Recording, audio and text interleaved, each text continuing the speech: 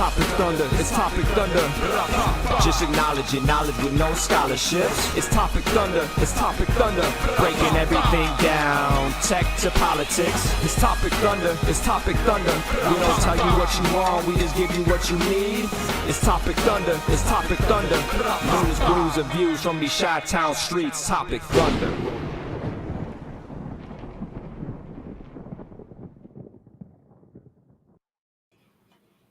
You heard the man, ladies and gentlemen. It's Topic Thunder, new and improved, and Ben got me again with the yes, the completely kayfabe me on the new intro, the new graphics, and everything. I like the green. Yes, for a lot of reasons. Because it would be my lightsaber color. There you go. What else were you thinking? But yeah, shout out to Biz. I last second hit him up for a new file for the intro theme to go with this new thing, and he came through, and it sounds great. So yeah, I'm excited. I'm very happy with how it turned out. Oh, Biz is personally speaking is fantastic to work with, and an overall swell person. And if you don't know who we're talking about, he's already in the world's most dangerous chat zone, the Thunderdome, right over there. They call me Biz. Check him out. He had his second pop-up for his clothing line, Get Shiesty. Hell yeah. Dude, I'm telling you right now, folks, of course, after the show, go check out getshiesty.com. It's CHISTEE.com. The new shirts he's coming out with, Ben, the Chicago one, the Chicago flag. Yeah, check it out. I don't know. Maybe the owner can give us permission to display it.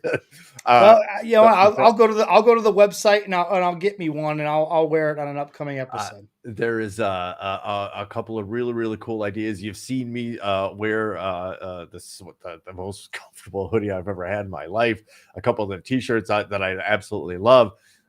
So yeah. A longtime listener and participant in the show with his wife Yolanda, good friends. So thanks, guys, for always coming through for the show, which again shows the community that we've built here. We already have a VIP in the Thunderdome, and both of them, both VIPs are there. We've got a couple in there. So Dad F and Brooks and Ma Jordan, welcome aboard. And we mentioned the Thunderdome, and yes, it is the oh so clever name of our chat zone, but we can't say that without at least acknowledging the passing of Tina Turner, who was in Mad Max Beyond Thunderdome, and my sincere rest in powers to Tina Turner, who she was an icon. I don't know how to describe somebody that powerful, right? Like she do it all, and what a talent, but 83 and lived a really fantastic life and set a standard and as a role model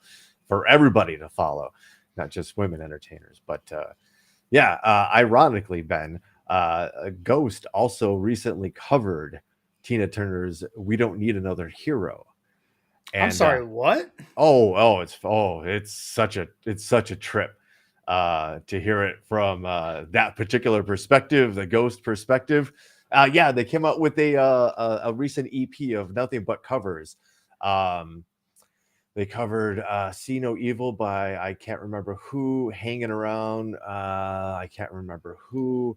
They covered, this is really good, they covered Iron Maiden's Phantom of the Opera, which is awesome.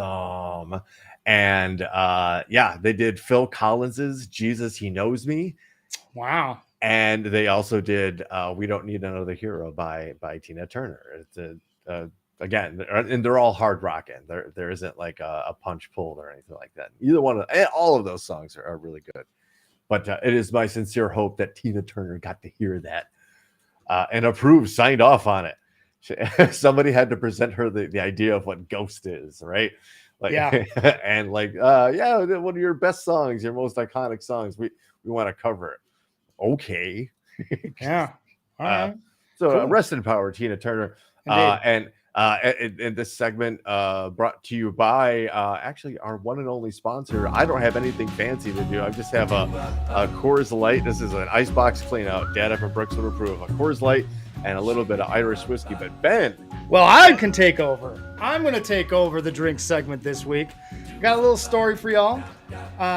You guys, longtime listeners, will remember our past, our one and only advertiser, Delta 8 Denton. They used to advertise quite often with us. And I got a chance to actually go this past weekend to their brand new storefront. They were online only for a long time, and they have now got a storefront in Denton, Texas. Got a chance to go check it out. It's a really cool place. It's a not just a head shop. It's a place to come and hang out, and it's not. They don't have all the products, right? They're very particular in wanting the best. It's quality over quantity is kind of the motto, unofficial motto of this place, if you will. So there's not a broad selection of everything under the sun. It's the top of the line stuff, and you go in there, and it's a really cool environment. And the guys behind the counter, they feel like a sommelier. I don't know what it would be for cannabis, but I don't know what the name of it would be. I've been told bud tender. Okay, yeah, maybe bud tender is the right way to say it. Very knowledgeable about what it is that you are purchasing and looking at, and being able to tell you, why it is legal, why it is cool, why it is something that you want to purchase. So shout out to them. It was a very cool experience. And I'm bringing it up because I was given this drink. This is a sparkling strawberry soda, and it is actually Delta 9 THC.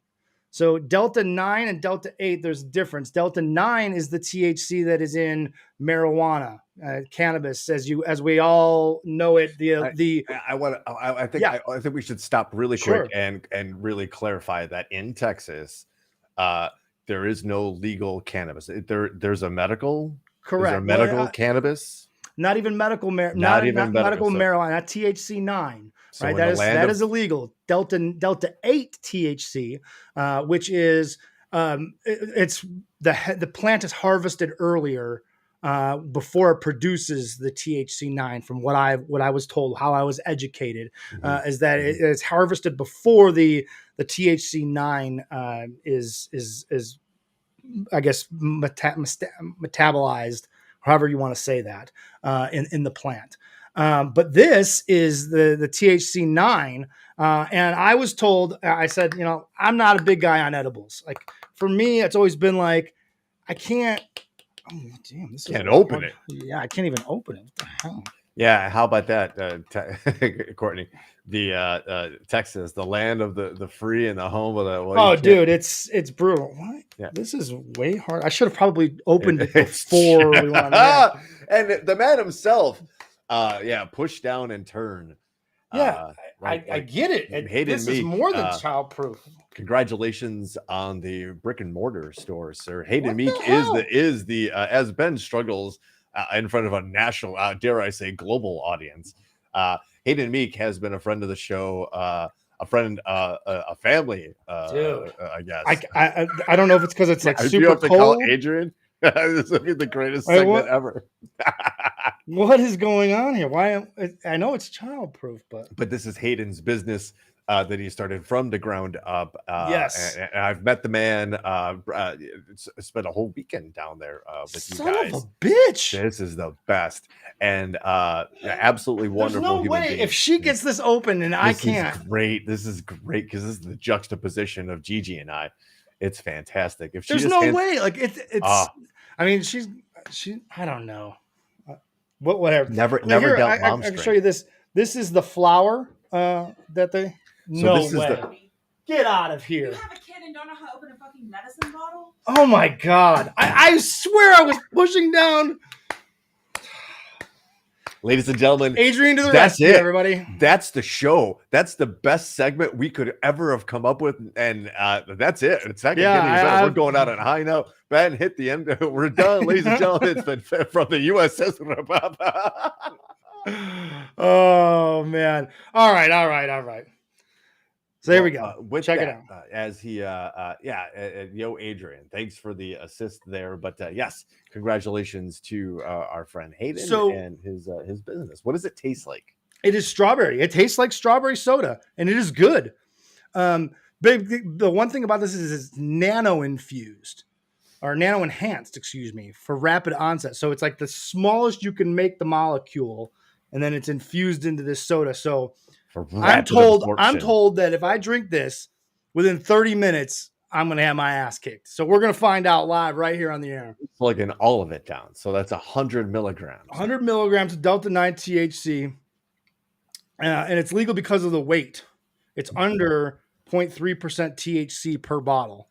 Yeah, that's where and you start the weird. But there's real fruit bits in it. It's good. It's tasty. Okay, it's good that it tastes good. But I'm just going to say 100 milligrams of an edible, from what I'm told, would I'm usually, scared for me. It would usually I'm not saying you're gonna have one of those. I hope so, dude. I hope it's one of those like, oh my god, I think I'm gonna die kind of things. Because I've waited. No, this is it's not the sativa moment stuff because that was salvia. Oh, salvia. What did I say? Sativa. Wow, salvia. Thank you.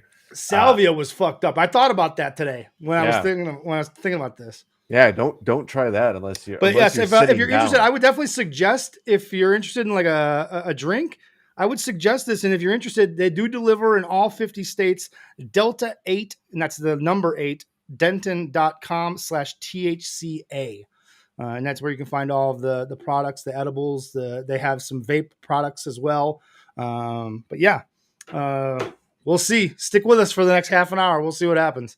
And I would like to extend an invitation for the Mr. Denton himself to join the show because I think he could explain some of this legal stuff and maybe some of the chemical stuff. The differences, like what are you talking about? You harvest it early, so it's not a fully formed. Yeah, I'm definitely not doing it justice. Those bud tenders or whatever they call themselves, they were much smarter about this than I was. So. Definitely open invite, of course. Sure. In a land that you can buy as many AR-15s within an hour as you want, and you can't buy some pot. Hey, Texas, you make a lot of sense. Let's swing over and put our keen eye onto the Texas's younger cousin, I guess. Florida. What's going on? Florida, what's going? Hello. Wow, is Florida not turning out to be just that state like when it eventually does get swallowed by the ocean? You're like, it had a good run. Yeah, and they deserved it. Yes. Hey, look, after the biggest secret, not secret in all of politics and U.S. news, Ron DeSantis, governor of Florida, announced today that he's going to throw his hat into the ring to become the Republican nominee for president of the United States in the 2024 election, joining what has become now kind of a crowded field. But certainly it's Tim Scott. Is it Tim Scott? Tim Scott joined the crowd. Yeah. You got Robert F. Kennedy Jr. out there. And but it's kind of a top heavy card. I guess is probably the best way to describe that field, right? Because it's kind of really a 2-man race. Like Tim Scott's wasting his time. Nikki Haley's he's wasting somebody's money.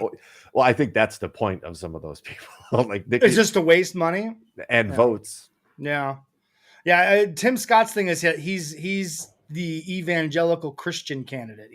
He's in deep with the evangelicals, and those people are extra crazy. And he also has one other thing going for him that doesn't usually fit the traditional Republican mold. And that Tim Scott is an African American male. And you don't see too many African Americans on the Republican ticket.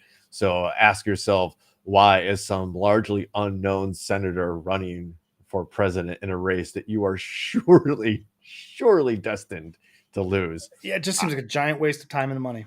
and votes, because people are going to do it. I'm telling you, that's why. It's the same reason that Jill Stein ran, a large reason why Ron Paul way back in the Marianne day. Williamson. Yep, just to kind of splinter. Which, by the way, I don't know if I fell down a rabbit hole with her, but she says a lot of things I like. Interesting. Marianne Williamson. We I don't know if you know have, much about her. not a whole lot, but I'm always willing to have She her gives on. off some Tulsi Gabbard vibes, like Okay. where like there's one thing I really agree with her on, and I don't know how her other politics necessarily fall, but when it comes to the economy and she's a big Roosevelt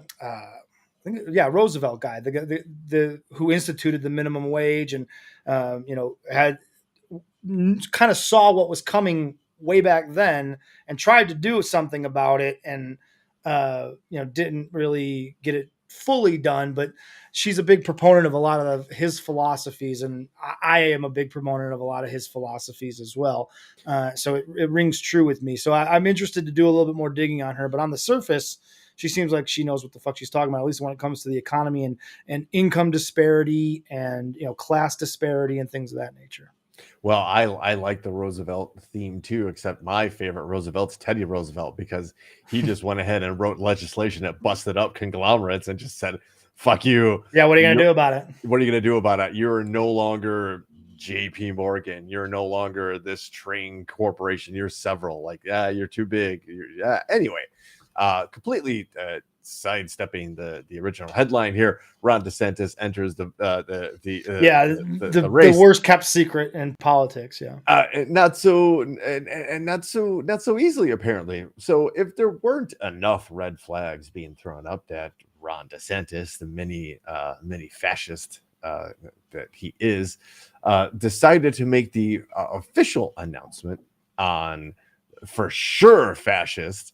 And I would dare say apartheidist Elon Musk on his platform Twitter, the formerly known as Twitter. Yeah, whatever it is now. And it sucks because I miss old Twitter so much. But anyway, apparently Twitter, and who could have guessed this? Not a billionaire genius. Twitter shut down several times during the audio only announcement. I think audio, you couldn't even get audio only correct. Thank you for catching how important it is that is the audio only version. Jesus, not even video, which you would think that would crash it, right? Just the size of the file and the amount of streaming and all that kind of the gigahertz and bandwidth and all that kind of pipe size. I don't know. Audio, you can't handle. If you should be had every person in the world should have been able to stream that audio off of your website, and it didn't. Well, yeah, and we talked about it last week because Tucker Carlson made his big announcement, or an a announcement. I shouldn't say a big announcement, but an announcement that he was going to start broadcasting on Twitter, and we talked about Twitter being a content provider now, and here they are. The second big thing that they're going to do as a content provider is filled with fucking glitches because, surprise, surprise, they can't get people that are talented to work for them anymore because he goes on fucking rants in interviews about how working from home is immoral. I know you saw that. I posted absolutely it on media. The most insane rant I've seen from him in a long time. And that he's got a lot of insane rants, but this one is like top 5 for sure. Just in the total insanity of his stance was that work from home is immoral because there are jobs that cannot work from home. And so if you work from home and you ask other people to not work from home, work jobs that they can't work from home, that it is immoral. So you should have to work in an office. You should have to go in and not be able to work from home. It was ridiculous and bizarre, and it obviously went viral for all the wrong reasons because he's such a dipshit. I'm not gonna lie, I fell for the Elon stuff early on when he was a darling of we all did. Of Twitter, all of us. Like when Teslas weren't catching fire spontaneously, and he had the cool idea of like the Boring Company and like the Hyperloop, and he was gonna make urban transportation a modern thing.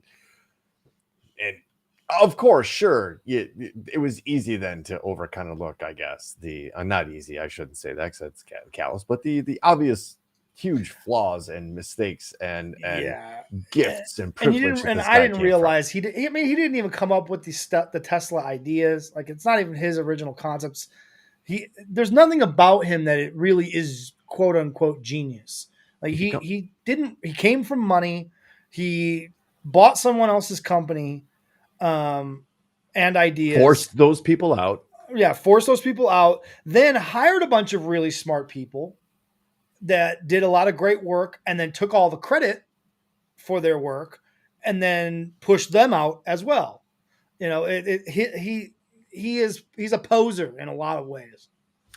And he's really good at it. And he comes from what they call the PayPal mafia, led by Elon and Peter Thiel, who Gigi and I just watched the Gawker. Was it MTV? She'll correct me, but I think MTV did like a quick spot, an hour little documentary about Really? Hulk Hogan sex tape. Oh, it was TNT. TNT, Turner. thank you. Yeah, absolutely. Really good and informative, but completely whitewashes Hulk, Terry Bollea. Like, this was the worst thing he's ever done in his entire life. While Kathleen Kennedy is like, it just can't get pasta mania out of her head. It's probably the most inside wrestling. Yeah, Rich and Shay was in a Dennis Rodman one too. Yeah, it was good, but it just goes to show you how one man, Peter Thiel, basically brought down a media empire. Gawker was a huge thing at one point, and it had its Jezebels and Ionines and all these other branches, but it basically shut Gawker down. Even though Gawker was kind of playing loose and fast with the rules of journalism. But anyway, back to Elon Musk.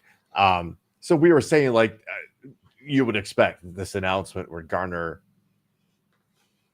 conservatively millions of listens, right? You would think. At one point, over 300,000 Twitter users were listed as listening to the event, but the number dropped closer to 100,000 as people got kicked off because of technical issues. Well, couldn't handle 300,000 people listening to something? Yeah, that's not great. That is not good at all. If you're going to be a content provider and you can't even handle 300,000 people listening to it, that's not good. The other part of that is that's a really low number. It's ridiculously low. And for a guy that is supposedly at least the number 2 candidate, maybe pushing to be the number 1 candidate for the Republican Party, I guess the easy excuse is that I imagine a lot of people in Florida that are DeSantis fans, they don't even have Twitter accounts.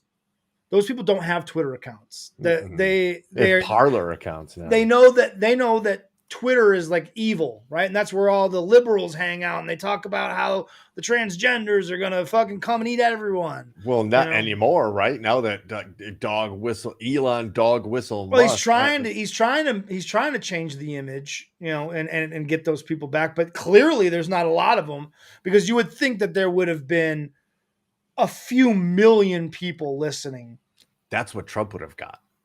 I would think. Right. I would think so. I would think a couple million people would have tuned in. Too old to navigate. Yeah. I remember when I first logged on to Twitter and trying to explain to then both my parents what Twitter was, and no offense, and because I still don't understand exactly what it is. It's a thought timeline. It's weird, right? And I'm sorry, but like their faces were like they just got Facebook, right? So yeah, like it could be very difficult, but like to a certain extent, you would expect more than 300,000 people for this. That's a local Florida centric listenership right there. And, shame on Twitter for not having prepared and bought extra server space and prepared for this thing, right? You can buy video game companies when they release new like expansions and stuff, they buy extra server space and capacity too. They know there's going to be an influx of like returning players, new players, like there's going to be renewed interest. So they beef up their server capacity, right? You can rent server space and servers. It's money, but it's there. It's available. They could have done this. It's not like that wasn't there. It's not like he doesn't have the money to do it either. It's just a colossal, absolute failure for both, obviously Twitter and Elon Musk, but for DeSantis's people too, for being about going like, are you going to be able to handle this? Like, right? They didn't test it, like nothing. And you pick such a narrow avenue, a media avenue, to make your presidential announcement. Now I'm sure and audio only. Like, what audio, the fuck? Right? So weird. So weird. I mean, it's not like being weird is outside of the GOP strategy. It's actually in their book on how to win, or at least try to win elections. Ben, I know it's been a couple of weeks since we've sat down and had a conversation and this. Do you remember the story about the? I think this is a Texas story. No, it's in New York, where a bunch of people got really upset because they thought homeless veterans were being kicked out of shelters. Yes, this is. I got into it with Texas Ted a little bit on this subject this week. Right, and because they were being kicked out to house the immigrants, because the border's out of freaking control, right? Actually, the other story, there's one that's from the Times Union, but that one also part of the for sure the GOP strategy. This one, the headline for the story. I got ahead of myself. Homeless I clicked the wrong men one. say they were recruited to pose as displaced vets. The men say they were coached by Sharon Tony Finch to spin a tale of eviction from Crossroads Hotel, Poughkeepsie, New York. Hello. 3 men currently staying at the homeless shelter in Poughkeepsie say they were a group of 15 recruited a few days ago to portray homeless veterans displaced from the upstate hotel by incoming migrants. In interviews, the men said 2 people came to the shelter Wednesday, saying they had worked for 15 men between the ages of 40 and 60. They'd be paid $100 for 2 to 3 hours of effort, and no heavy lifting would be involved. Their account was first reported by the Mid-Hudson News. On Friday afternoon, the state attorney general's office confirmed it was examining the story. That's actually a pretty fast turnaround. 3 unhoused men spoke Friday with the Times Union, were Douglas Terry, Eric Brown, and William, who asked William asked his last name not be used. They said recruiters appeared to be past residents of the shelter, but they could not recall their names. The 3 men were among 15 who agreed to participate in the Wednesday event. They waited 2 hours for transportation, during which time William, who told the Times Union he is on parole, asked recruiters if the opportunity involved anything illegal. They said no, it's all above board. Eventually, the recruits were taken in 3 vehicles to the Daily Planet Diner near LaGrangeville. Yeah, thank you. And they were joined by Sharon Tony Fitch. She's the CEO of Yurik Israel Tony Foundation. And she has that foundation and has a whole bunch of ties to right-wing GOP donors and the kind of the mega rich. We're going to skip down a little bit. Tony Fitch told the men that they could order anything they wanted from the menu and that would be covered. The manager of the diner positively identified Tony Fitch from a photo. In text messages to the Union Times, Tony Fitch denied hiring fake veterans, offering to pay them to replace the homeless folks at the shelter and to going to the restaurant that week. Presented with the stories of the 3 unhoused men, the diner manager, and asked why they would lie, Tony Fitch wrote, "I would have to figure that out." Yeah, I bet you would. I bet you would. Anyway, the story goes on to illustrate a scheme to coach these men to, when press became involved in this story, to say that they were veterans and they were being removed from the shelter to provide room for immigrants who were being bussed in from Texas and New Mexico and wherever, right? Because the border's hemorrhaging. Yeah. They were promised a gift card of $100 for their whole trial, their 2 to 3 hours of non-manual labor and free diner meal, right? Let me ask you this, Ben. Besides the horribleness of using people in this regard, right? Right. The idea of taking already unsheltered people, having them lie about their status for a political stunt, and then busing them back and giving them $100 gift card. Ben, let me ask you one question. Sure. Do you think they got that $100 gift card? I would bet that they did not. They did not. Of course they did not. They did not make that payment, and those people were never seen again at the homeless shelter. The recruiters not to be found ever again either. Oh, so, surprise, surprise. Imagine that, ladies and gentlemen, that a GOP operative would absolutely do something like this. It's horrifying, right? It surely has to be a one-off. There couldn't be other. Okay, there's two parts to this. Yeah. The first part is that this is another example of right-wing media faking news while telling you that the other news networks are the ones that are faking the news. They're getting caught again with this. And B, and I think more importantly, is people are using veterans as this weird shield to talk about their nationalistic ideas of immigration and their anti-immigrant rhetoric. And it's like the Colin Kaepernick thing, where people are speaking for veterans and speaking on behalf of it and using them as a prop in their political bullshit. And it's disgusting, frankly. And these same people they'll tell you how pro fucking military they are while using them against Colin Kaepernick and using them against immigrants. And now here we find out it was bullshit to begin with. So it wasn't right-wing media that first reported this. This was published in the New York Times, this story that immigrants were taking these spots. Think about that, right? The New York Times. Like the New York fucking Times published a story without double checking, or did they double check, right? They did, and they don't care about putting out this propaganda. It's propaganda for anti-immigrant bullshit. Well, nationalistic bullshit. Seeing what the New York Times did, Fox and Friends said, okay. Yeah, hold my beer, motherfucker. But that's okay. Well, let's do this. Well, the New York Times did it.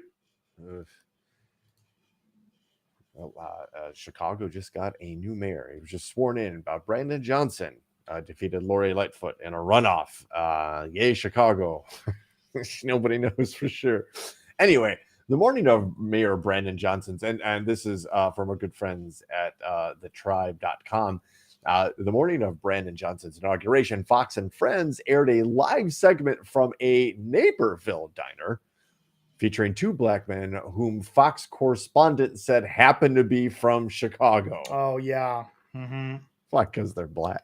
Right. The correspondent, Gianno Caldwell, presented the segment as a spontaneous interview about Johnson being sworn in as mayor. Spontaneous interview, right? Let's just keep reading the story and just save our opinion from that, right? Except the two men didn't just happen to be at the diner. Both men told the Tribe that they were invited to appear on the segment by Caldwell, but that Caldwell told them the interview would be about violence, not Johnson. Check this out. One of the men, Levon Bigdale Glass, is an assistant director of the Violence Prevention for Project Hood, a nonprofit whose founder endorsed Paul Vallis. The other man, Andre Smith, was paid more than $10,000 by Vallis's campaign committee and told the tribe that he ran field operations for the campaign. Glass told the tribe that he didn't work for Vallis's campaign and was not aware Smith had been a paid Vallis operative. Just so you know, Paul Vallis he was the runoff candidate, not Lori Lightfoot. Thank you very much. Paul Vallis lost to Brandon Johnson. In just a few hours, Windy City will welcome a new mayor. Fox and Friends co-host Ashley Earhart. Earhart. Yeah. From the studio, from the start of the segment, quote, Brandon Johnson, poised to become perhaps the most progressive mayor that Chicago has ever seen, Brian Kilmeade said. So what to think of this, people of Chicago? Co-host Will Kane said before flipping to Caldwell at the location. Good morning, Caldwell said. That's right. We're talking to folks here who happen to be from Chicago. We're right outside of Chicago. Naperville is not right outside of Chicago. Yeah. Caldwell introduced Glass as Big Dale and noted his son Keon had been murdered in a 2021 shooting. Why would you say that? Ugh. During the interview, Glass sat next to Smith, who wasn't named. I'm so sorry for your loss, Caldwell, who lost her own brother to gun violence in 2022. So maybe the story should be about gun violence. Anyway, how are you doing? What do you think about the election of Brandon Johnson? Glass responded. He thought the election was a fluke. Added, he wouldn't do any better than Lori Lightfoot, and he doesn't see things turning for the better with Brandon Johnson, with him being in office. So completely random, except not random. People that used to work for Paul Vallis, who's got all kinds of dirty connections, and another GOP setup scenario. Again, when people ask you or tell you it's both sides, look, it's not both. It's not both sides. Now, one side might be, pardon my French, a bunch of pussies, or part of it with their role being, we're just going to do just enough to keep people just happy enough, but we're going to fail falling upwards, right? And I mean, I'm looking right at you, Democrats. Right at you, Democrats. But just some of the tactics out there being used in local and national politics, Ben. How you feeling, brother? You're like dude, 22 and a half minutes in. Dude, this is pretty legit, yo. This is pretty legit. I'm feeling pretty good. Okay, well, really good. Let me good, actually. Let me harsh your vibe by bringing up this week's Elliot. And I guess one of the Gigi's favorite moments in the show is when I get to pronounce names. This is all people. Millions of people on alert. The name of this volcano is Popocatépetl. I'll say Poto. Popocatépetl. That's right, ladies and gentlemen. Whoa. Popocatépetl is a volcano just outside of Mexico City. It's been erupting occasionally since 1994. Occasionally. But over the past week, it's rumbled every day. Whoa. Scientists have recorded hundreds of explosions. Webcams trained on the volcano have shown it spewing incandescent material. How about candescent material? Why do you have to discriminate? From Mexico City. You can see a column of ash rising from the summit. Like Mount Vesuvius in Italy and Mount St. Helens in Washington State, Popocatépetl is a stratovolcano capable of catastrophic explosions and eruptions, the last of which came around the year 800. The Cubs had not won a World Series at that time. Scientists in Mexico say it's impossible to tell how long new activity will last or whether recent activity might lead to such a blast. But they said the 17,700-foot volcano, known locally as El Popo, why didn't you say that earlier, will give enough warning to evacuate the millions in danger. Now, Ben, when they say millions, I think they're kind of underselling the fact that 25 million people with live within 60 miles of this Whoa. volcano. Yeah, they're burying the lead there a little bit. Millions of people in danger. You think, okay, 1, 2, maybe 5. Yeah, That's still a terrible. lot. Yeah, that's still a lot of people, but it ain't 25 million people within 60 miles. Right. 25 million Wow. people within 60 miles. 10. Jeez. Yes, they should be saying tens of millions. Right. They're kind of underselling this. And if a volcano that size decides to And we blow, already have a refugee problem, Brooks. So what happens if this fucking volcano gets out of control and tens of millions of people are displaced and are refugees fleeing a fucking volcano? Where are those people going to go? that is a really astute observation, and it would be every which way, right? Right. The other thing I was thinking is that it's not just Mexico that this is going to affect. Yeah, they mentioned Mount Vesuvius. That affected global weather and caused like a mini ice age for a spell because it ejected literal miles of ice in an instant because of a volcano eruption. It literally ejected so much stuff into the atmosphere. It dimmed the sun's rays and the earth got cooler. It affected everything, like Ben was saying, ice to crops, to livestock, to flora, fauna, animal life, insects, all those things that are kind of important for life in general on this planet. It's not just the folks in Mexico or Mexico City. So I guess something to keep our eyes on there. Less migration. Yeah, we all want less migration, but we all want everywhere to be happy, like Florida, Disneyland. Sure. That's anyway. I don't know where that was going. Sometimes you can't win all the segues. And this is one of those times. We've talked about Jeffrey Epstein and the insidious network of underage girls that have been passed around. We've seen the list. We've talked about the list. We know the names. We don't know all the names, right?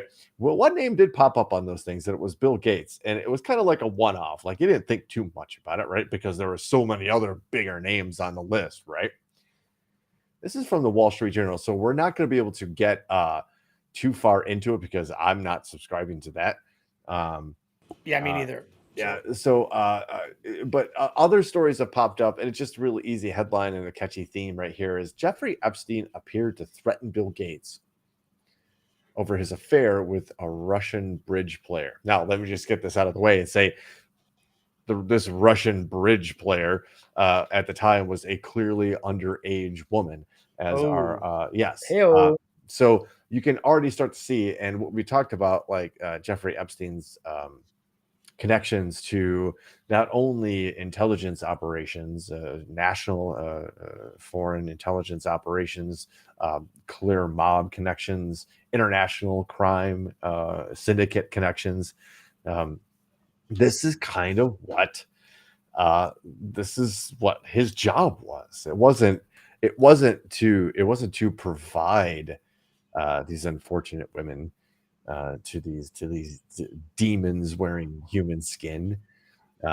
It was to get them caught on film and put them in positions that they could be extorted and blackmailed.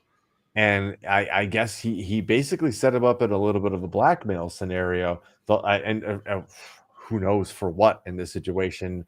Some of these stories kind of freak me out, and I don't like to get into the gritty details because again, same reason I don't like watching crime shows. Yeah, you're one of those. I just don't like. I know I don't know the details anyway.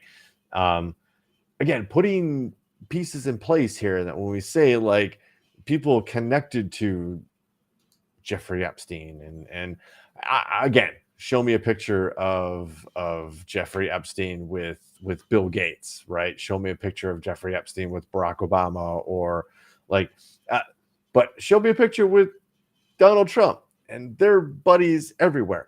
Trust that there's this insidious network out there that has kind of fooled everybody. And I know again, I'm going to harsh your vibe, brother.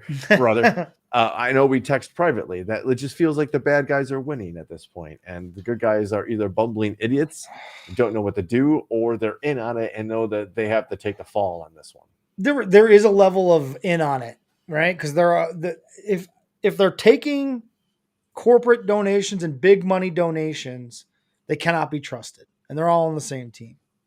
As far as I'm concerned, the only ones that I am willing to fully support are the ones that, on paper, we know for a fact are not taking this influential money. You cannot trust anyone else that is flat. And there are plenty on both sides there are very few that do not take big donor money, big corporate money. It's so you just have to go into it understanding that, yeah, both sides. The Democrats, they don't have a fucking plan. They're about Joe Biden's going to run again. What are we talking about? That guy is, if he's not senile, he is on the edge of senile. He is an embarrassment when you put him out there in front of a camera.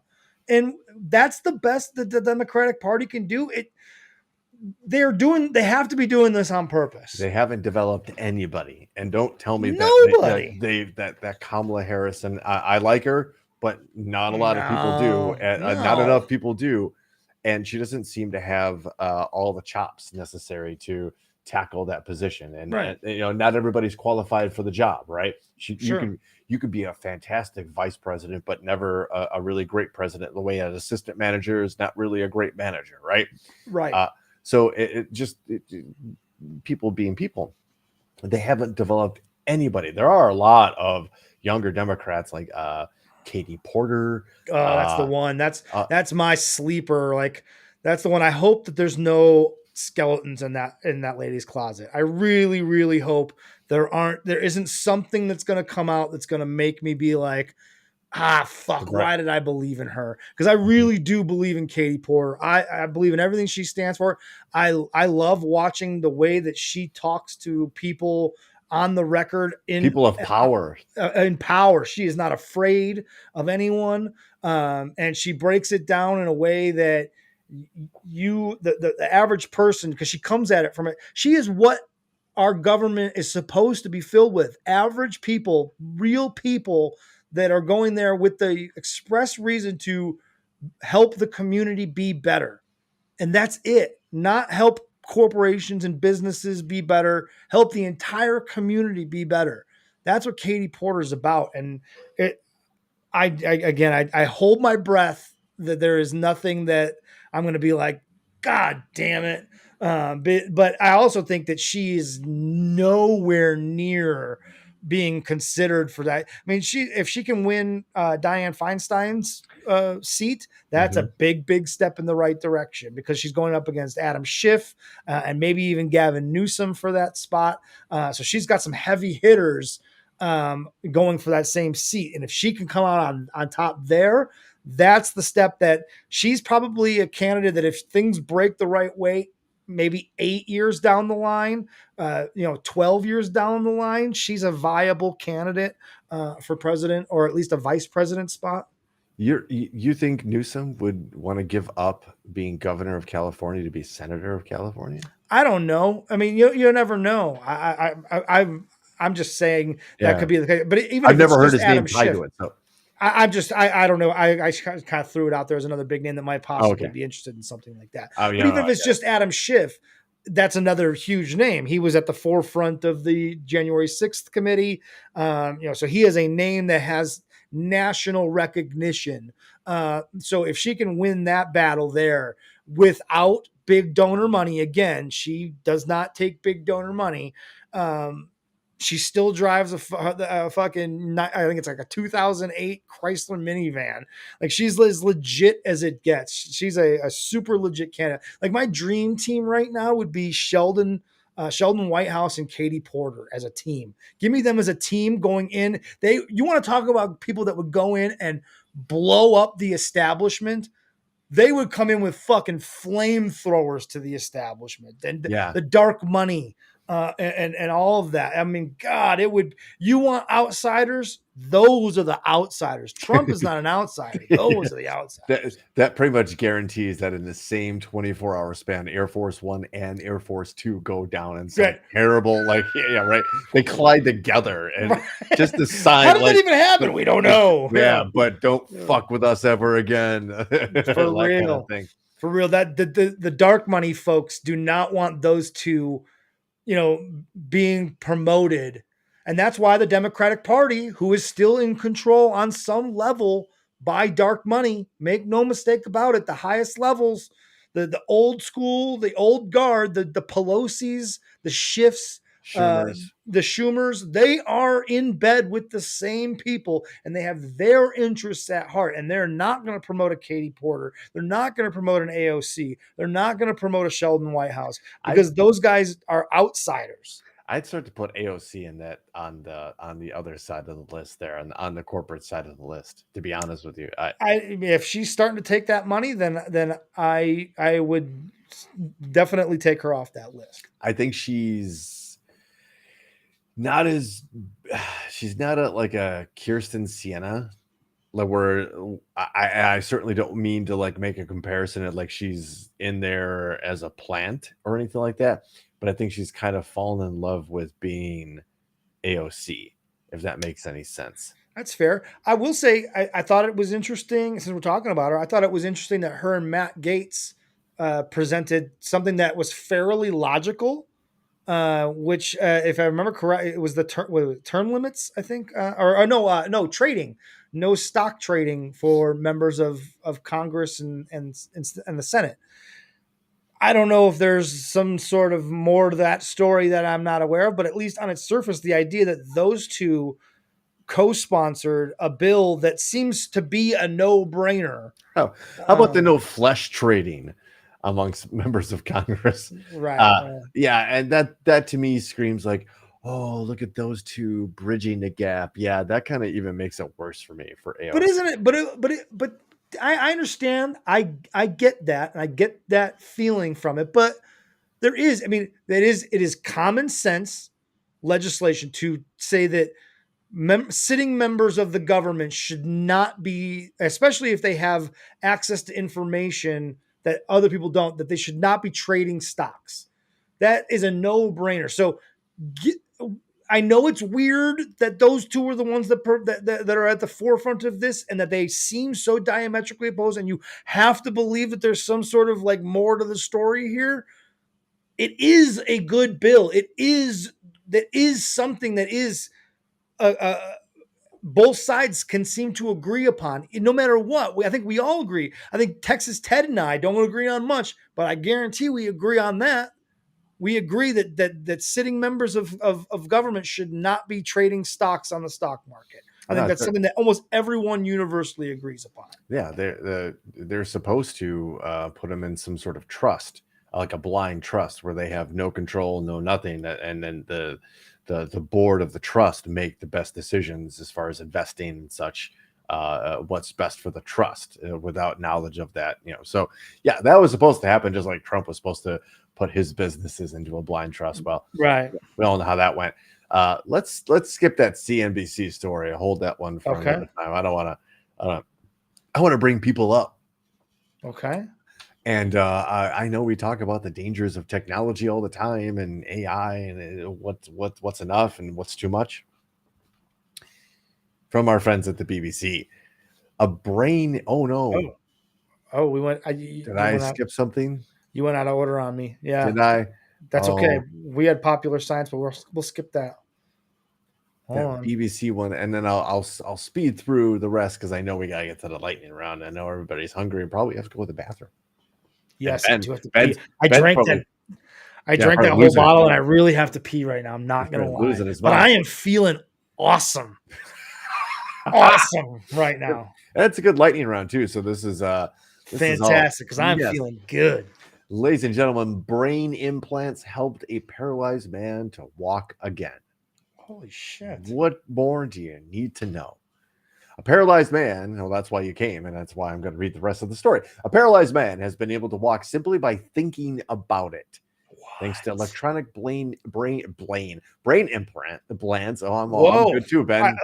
Yeah, It's that which little of us is glass of fucked whiskey. up right now? Like, I got PTO tomorrow, brother. So Yeah, there we go. this is it wasn't the THC, it was alcohol infused alcohol over here. It was alcohol infused alcohol. That's right. Gert Jan Oskam, a 40-year-old Dutch man, was paralyzed in a cycling accident 12 years ago. Not a recent thing, right? I think that's what Right. makes it even more like I think that does make it more impressive. Way more impressive. the electronic implants wirelessly transmit his thoughts to his legs and feet No way. via a second implant on his spine. What? The system is still on an experimental stage, but a leading UK spinal charity called it very encouraging. Understatement of the fucking, I was just gonna say that is way underplaying it. and at least a quarter of a century thought it was understatement. This from Mr. Oscom. I feel like a toddler learning to walk again. He can now stand and climb stairs. It's been a long journey, he said, but now I can stand up and have a beer with my friend. It's a pleasure. That's the first thing he's thinking of. That's cheers awesome. to you, man. Like the Yeah, Dutch good know for what's him. up. The development published in the journal Nature was led by Swiss professors and researchers. A neurosurgeon who carried out the delicate surgery to insert the implant stressed that the system was still at a basic research stage and was many years away from being available to other paralyzed patients. But she told the BBC News that teams aim to get it out of the lab and into the clinic as soon as possible. Yeah. I think And they should probably put a rush on this. This is one of those things that, as we talked about before, how like as humans, as a human species, if we just put all of our resources in a place that we could all become better as a species, this is one of those things. If countries from all over the globe just put away the bullshit and said, guys, for 10 minutes. Real name, by the way. Yeah, put away the bullshit. But if we could just put away the bullshit for 10 minutes and all put our energy and focus on fucking this type of technology that could get paralyzed people walking again. Like, if you take a look, they actually if you scroll back to the story, there's a cool thing that shows like where the implants are and kind of how, because at this point I need to see the pretty picture in the diagram too. So it's kind of neat that it's literally like a wireless implant, and they've been toying with stuff like this a lot lately, like with electronic stimulation of the nerves and stuff like that. But to be able to get it to be your thoughts are transmitted via electricity. That doesn't make sense, dude. Well, it's what happens like normally in right now, right? We're able to talk and move our fingers and our digits because of our thoughts, right? I'm thinking whether you right, whether subconsciously or consciously, right? I'm telling my fingers to do this, right? And like you said, subconsciously, the back of my brain's telling me to breathe and my heart to beat and all that kind of stuff. But like I'm making conscious decisions to talk on a podcast right now, right? Mm-hmm. So this isn't any different than what we're really doing right now, except like the OG connections got severed and damaged, and that it's being wirelessly transmitted. Like that's the gap that they had to kind of bridge, basically. That the road broke, the pipeline broke. We can't repair the pipeline. We're going to bridge over the broken pipeline to the good stuff, and we're gonna do it remotely. We're gonna send it like it's like a walkie-talkie. It's like Bluetooth. Yeah, it's like Bluetooth. Yes, it's like you push on your phone, like I'm going to listen to this podcast. I want to listen to this song, and it magically appears in your ear pods. Yeah, that's crazy. So this is huge, and obviously medical applications are thing, but like. The government has eyes on this. Like sport teams are going, well, what else can you do with that? Like, right. I mean, and space exploration. And Chris is kind of joking, but maybe joking, but No, there's getting that too, hacked, right? hacking that information. Like, Oh then shit, do right? you literally take control of people? The Like, you're Chinese, able to like, take imagine it. control of people who have these implants. I guess that's like Well, where they're that fuck now it, we're back to fucking playing fuck it. Aerosmith. Fuck it. Yeah, basically, fuck this idea. We can't do that now. Thanks, everybody. It was fun. It was funny. It was fun until we realized that immediately hackers would first- take advantage of this and start controlling people. The first thing the Thunderdome thought of was like, well, we can hack it. Yeah, Oh shit. we immediately think of the worst thing that could happen in That's why it's 5 seconds. the world's most dangerous chat zone, Ben, the Thunderdome. Oh, yeah. Really quick, let's kind of speed through a couple of things here. I do want to talk about, Ben, one of our favorite things. The country of Spain went 9 hours. I was gonna say the country of Spain is one of our favorite things. I It is. didn't recall that. It's a big fan of the show, the whole country. They went 9 hours the other day completely on renewable energies, mostly solar and wind. The whole country went 9 hours on just renewables, which is, I think, the point of the story is that it was a record, and they go into explaining the civic investment in solar and renewables, wind. They do hydroelectric and of course solar, but also the private investment. And I know the House de Supreme just got solar panels, and seen some of the stuff, the reports are coming out from the House of Supreme. The House of Supreme. That's right. Yes, absolutely. House of Supreme. Supreme got solar panels on the roof.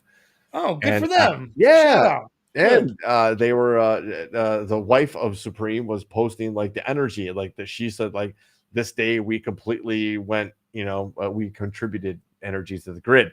So Yep. Don't sleep on this stuff, folks. It's important. Let's even skip that new material thing, Ben, and let's get right to the real problem here. The New York Post story. These goddamn seagulls. These fucking seagulls, man. Listen to this, guys. This might be the Ellie, actually. No, actually, it is sent in by Ryan Hansen. Swooping seagulls steal drugs, get stoned, and turn into psycho gulls. Look at that thing turns into a psycho on drugs. And you gotta love the New York Post too. Tongue firmly placed in cheek. These birds are flying high and apparently getting high as a kite. Seagulls Doubling down on the fucking puns. Dribbling down on it right there. Seagulls that reside in some seaside towns in the United Kingdom are allegedly feeling the effects of a drug called spice. Yes, After is this swooping also cocaine? Is this along the lines of cocaine bears? No, because once you find out what they call spice, you're like, what the fuck? Okay, go. Stealing, swooping in and stealing it from people, according to the Daily Star. Gulls will go for anything. A former spice user, Kevin Robertson, 45, from Hastings, told the publication. They used to come up from behind us and grab whatever we had. If we were stoned and completely out of it, the gulls would just come and take the joint we were smoking and fly off. Spice, also known as K2, is kind of a synthetic marijuana. Speaking of salvia, you mentioned salvia earlier. Mm-hmm. Which is one of the main psychoactive. Okay, so this is that fake marijuana stuff, which is basically like horrible. Like never again. Used incense sticks, like kind of ground up. It is chemicals, basically. It is, yes. Yeah, it's, used incense sticks sprayed with Fantastic, packaged up and sold as a smoking alternative. The trunks are reportedly making the seagulls go psycho, as one person alleged that the birds had stolen the joints right out of their hands, apparently adding a little spice to their lives. According to the outlet, locals whoever wrote this is an asshole, by the way. Went mad after stealing a bag of spice, dive bombing pedestrians before they finally collapsed onto the street. A seagull and spice is not a good combo, Azad said. And he's also a former user of the drug. He's from Leeds. It turns them into psycho gulls. He gets the quote of the article there.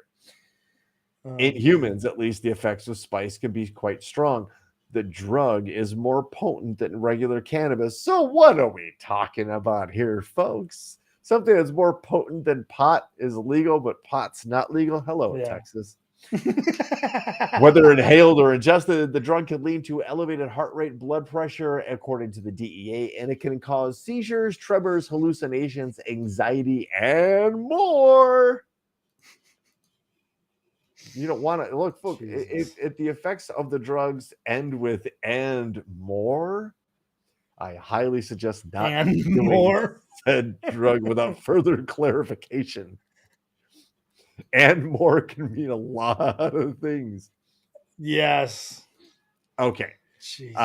Not maybe equally as horrifying, Ben. But I think Mother Nature's had enough of our shit, to be quite frank with you. Yes, orcas are becoming a real problem. Yeah, I think there's an agenda. Are sinking boats for revenge and teaching others to do the same. Orcas, also known as killer whales, have attacked and sunk at least 3 boats and yachts along the coast of Spain, and they appear to be teaching others to do it too. Scientists think the violent behavior started with a single orca, but is now spreading. The reason behind the seemingly coordinated attacks has been a mystery, but one expert believes the reason is simple: revenge. Alfredo Lopez Fernandez, a biologist at the University of Aveiro in Portugal, says a female orca named White Gladys may have suffered a critical moment of agony, such as colliding with a boat or being trapped during illegal fishing activities. This event may have traumatized her and caused her to start charging at other boats. Because orcas are extremely sociable animals, they could be passing on the behavior. White Gladys appears to have taught this aggressive behavior to other adult orcas, whose children have then begun imitating them. The same report also suggests the orca's behavior could be caused by a loss of available prey or other disturbances, whereas other scientists have just put it down to orca's natural curiosity. Holy shit! It's orcas, dude. Not only that, they're killing killer great white sharks and eating their livers. Like, dude, they're out of control. They're not out of control. We're out of control. They're just responding, and they're like, "Enough is enough, motherfuckers." I don't know. If you're out on a boat, you shouldn't be. I mean, that's not your natural environment, right? An orca would not last long against you on land, right? Because that's your natural environment. Like Ben versus an orca on land is an easy fight to win. Ben just has to sit there and wait until the orca dies. The other situation. Okay. Can I? that is fucking crazy. The other situation is I'm in the water and Shamu fucks me up. Yeah. Oh yeah, and I think that. Look, you look at stories all the time. We talk about this all the time. What we're doing to this planet, and we're affecting this is their planet too, right? And we never give enough credit to the intelligence of the rest of the life on this planet around us, right? We've done stories on dolphins. The next story is about our good friends elephants, some of the most intelligent mammals on the planet, right? I'm going to call a slight audible. I don't know if you saw this. I shared it on my social media, but I want to share it here since we're talking about crazy animals and they're like, weird shit I didn't know. Did you know that crows and owls like have a major beef with one another? What? Yeah. No. Yeah, for real. I'm not even kidding. And check this out. I have a whole breakdown for you here. Is it? I was today years old. Yeah, me too. Oh, where did it go? Yeah. Okay. Been feeling really good. No, I am feeling really good. Is that a Mazda? That's the wrong Facebook page. It's a handsome Mazda. It is. Congratulations to those fine folks. Where the fuck? Oh, here it is. There we go. Now we got it. Check it out. Beef is so real that even if they've never been exposed to one another, they will actively try to murder each other on sight. Owls are honey badgers with feathers that'll square up with much larger raptors like eagles and hawks, to the point where even the symbol of America is terrified of them. Owls are very much f***ed up, and a lot of species like the great horned owl will decapitate their prey by the time they get to the nest, so if you ever see an animal with its head divorced from its body, it's possible an owl caught it slipping. But the truly messed up part is owls have night vision and can fly silently, meaning they can take lives without ever making a sound. Crows will squat up and jump the owl and personally turn it into a feathery pack. Crows Crows are so petty that if one sees an owl out during the day, it'll call for reinforcements just so they can show them why a group of crows is called a murder. Basically, owls and crows are like the bird version of lions and hyenas. One-on-one, the owl claps the crow, no question. But if a homicide of crows catches the owl slipping, it's curtains. Crows have been seen harassing and assaulting roosting owls during the day, and sometimes they won't stop until the owl's straight up past tense. But considering owls like the great horned will raid crows' nests and eat the chicks inside, I'll call it even. It's so bad that you can't have owls or crows anywhere near each other in zoos or aviaries, because even if an owl's never met a crow before, it will still choose first degree and vice versa. The reason for this beef is actually really simple. Owls are predators that'll eat literally anything, including crows, and crows are smart enough to do something about it. The same crows that can remember a face after 5 years have developed an instinctual hatred towards owls because owl racism is ingrained in crow society. And the same owls that'll harass eagles and hawks see the crow as an easy target. And this beef has been going on for millions of years, meaning both crows and owls wake up and choose bird-on-bird hate crime. Not only do owls and crows not That is insane. And my new favorite feud. Yeah, absolutely. And that dude has all kinds of videos like that. I forget what his name is. I just happened to come across it. It's posted on somebody else, but that guy is amazing. But yes, crows and owls, millions of years worth of beef. What I love is that if a crow sees an owl, it'll get his friends to come, and then they all get together and harass the shit out of the owl. Until he's deceased, or what do you say, past tense? Past tense. He'd always choose the first degree. That's the best. In all the ways that describe killing somebody. Yes, that's it. That's his first gimmick. Degree. His way with words is pretty impressive. That was fun. Well, it's nowhere near as fun as watching these cute elephants, but I guess we need to We should basically just call this the Adrian segment of the show. We have fallen in love with elephants here, and there's a baby rescue elephant who I guess has been normally shy, but is starting to kind of have her personality come out. So she started leading the pack out of the pool. Look at those fucking ears on that thing. Look at her. Look at that heroic pose she took. She's like, follow me. I know the way. I know where I'm going. The other guy is like, fuck off, everybody's kid. You don't know what you're doing. So the cool thing is, that baby's mother is back there, but the first couple of elephants to kind of start to follow her were just like other mothers of the pack. Were just like kind of like aunts of hers out. They're so maternal. It's insane how cool elephants are. We're not eating crow wings or owl legs. Owl legs? I don't want to mess with an owl. It's got night vision. It can fly silently. You don't want to mess with an owl. And if you do, folks, just go to Hooters. Yay! Good night, everybody. Not a sponsor of ours, but no. I wouldn't want it. That place has gone south. It's a bunch of trash at this point. Really? I still like their wings. Their wings. Really? Bro. The wings last up time here? I had them, were they were good. No. Up here? No, I don't know. Not so good. Not a fan. And I go to Hooters for the wings. I don't care about the boobs. Yes, I agree. I used to go for the food. The food was good. I like their buffalo sauce. It's fucking tasty. It is tasty, but then you could buy that at the store. I just feel like there's not enough meat on the wings, and well, shoot, yeah. I don't know. I just again, I went there for the wings, and yeah, whatever. Anyway, folks, that's not what you came here for. My thoughts on the Hooters. But we do boob ratings on the side here at Topic Thunder, but that's not what you came here for anyway. You came here for the Thunder Lightning Round. I know what I did. It's a glass of whiskey and a beer. And I'm getting a contact eye from Ben's THC soda. Woo! But welcome into the Tina Turner Memorial Thunderdome, where if you don't know the rules for the lightning round, let me explain that to you here. 3 stories enter, 1 gets read, and that's chosen by you, the people. So without any further dilly or dally, folks, headline number 1. Uptown man bungled Subway restaurant robbery by asking for all the bread. Okay. Headline number 2. Man wounded in shooting after fight over Hot Pocket. And headline number 3. Driver in doghouse. Man accused of DUI tried to swap seats with dog, police say. All right. Hit me with those again. Okay, listen carefully.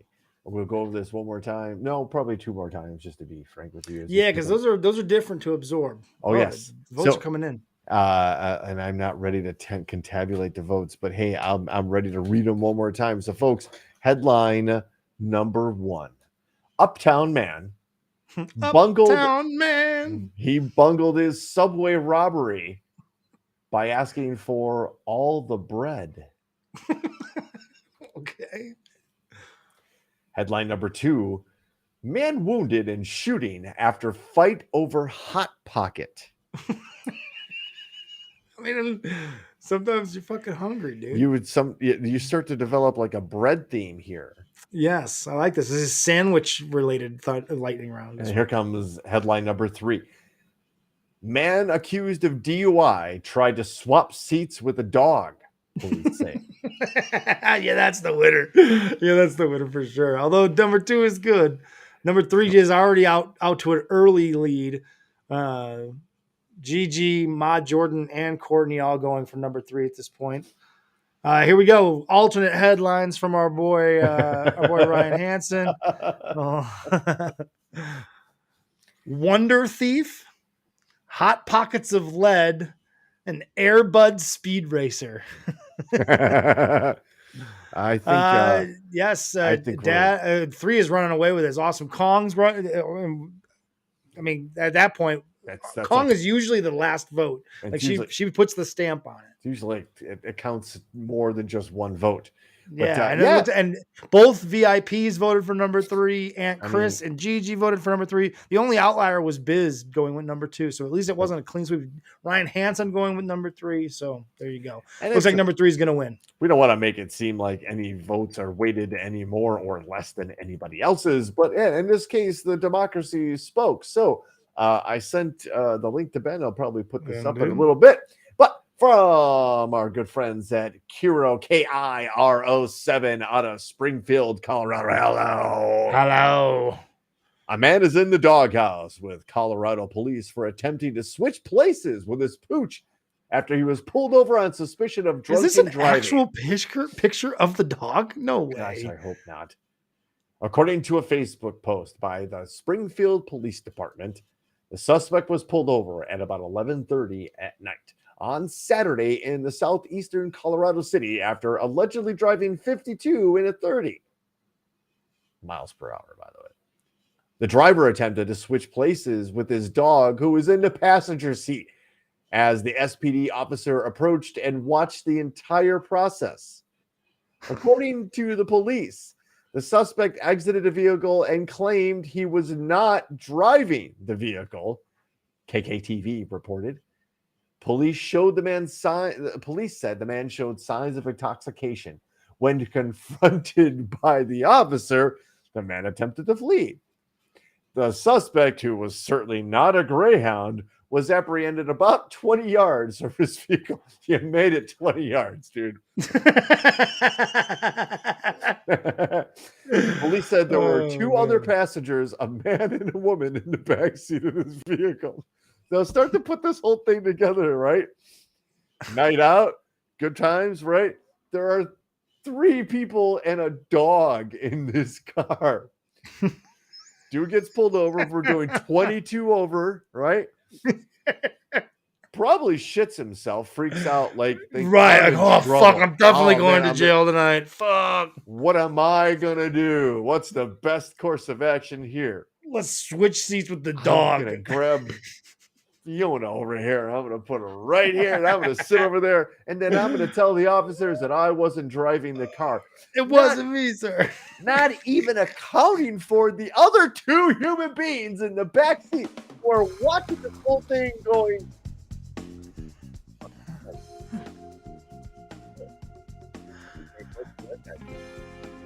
But hey, that's the lightning round and the world's most dangerous chat zone. The Thunderdome Rip Tina Turner voted on that story. That's what you guys get. Don't drink and drive, and certainly don't try to blame your dog because trust. That's not going to work. If you're that messed up that you decided to drive the car, your decision to swap seats and tell the officer that clearly the dog was driving won't work either. And that's what you get here on Topic Thunder. So thanks for joining us, everybody. I know we've been banting about booking the Great Billy Whack. I'm told that that next week we should be hearing something from this interdimensional superstar. So stay tuned. It's hard to pin this guy down. He's a very busy man. He's elusive. He's very elusive. So from the USS Rapapa, ladies and gentlemen, it's Topic Thunder. I'm Brooks. That's Ben. Have a good night. Thanks for joining us.